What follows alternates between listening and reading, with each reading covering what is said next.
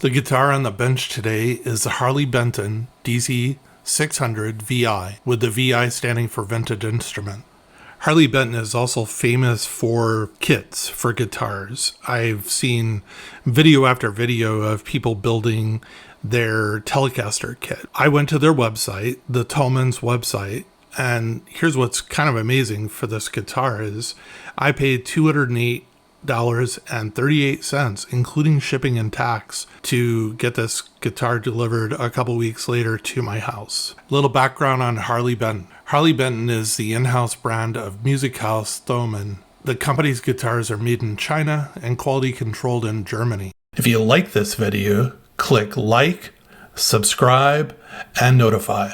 Harley Benton guitars are manufactured in around 20 different factories in the Far East. They focus on offering affordable prices, and they can do this because it's the house brand. And this basically allows Harley Benton to save on logistics, marketing, and distribution. They primarily target budget-priced instruments, and they strive to be known in the market as a much higher quality instrument than other manufacturers at the same price point. The body is made of Okoume wood, which is similar in appearance and density to mahogany. The neck is made of mahogany with a scale of 628 millimeters or 24.75 inches.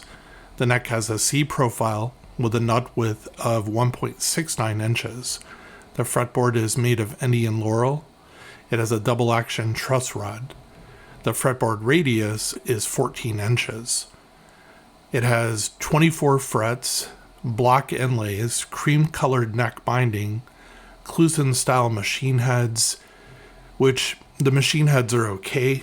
I would definitely replace them if I was going to be playing this guitar for a long time. The guitar out of the box comes with standard the Harley Benton strings that are the same gauge that I use, and they're 10 through 46. The pickups are 3 Roswell LAF Alnico 5 vintage humbuckers. Since this has 3 pickups, the 4 knobs don't function like a standard SG.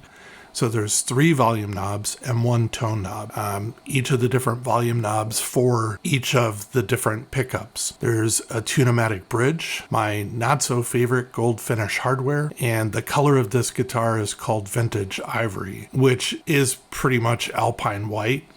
Overall, first with the fretboard, I was really surprised about the amount of attention that they pay to the fret quality. When I ran my hands up and down the fretboard on either side, the frets are smooth.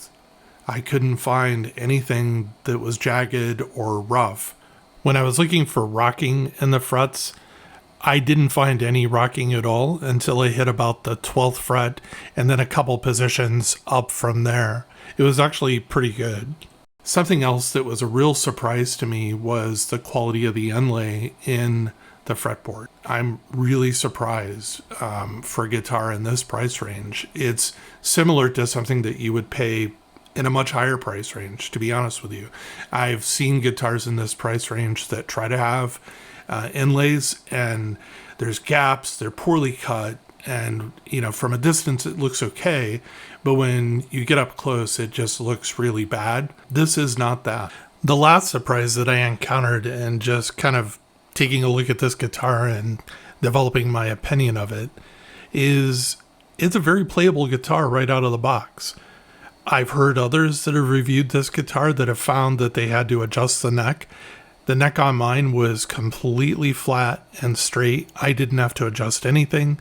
The only thing that I found was the string height was a little high and I needed to lower the bridge, but that was it. The strings that were on it were adequate and okay.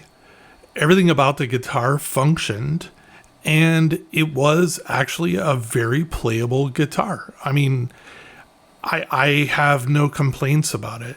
It doesn't have the SG head drop issue because it has more pickups and weight in the body. The neck is very playable.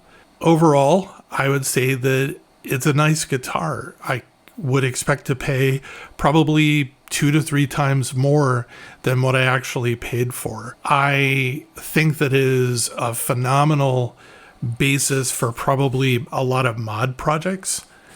I would replace the tuners and probably the pickups on this, and maybe the bridge hardware. It is a very nice guitar. It'd be a very nice entry-level guitar for someone, and it would make them enthusiastic about the hobby and learning about playing guitar.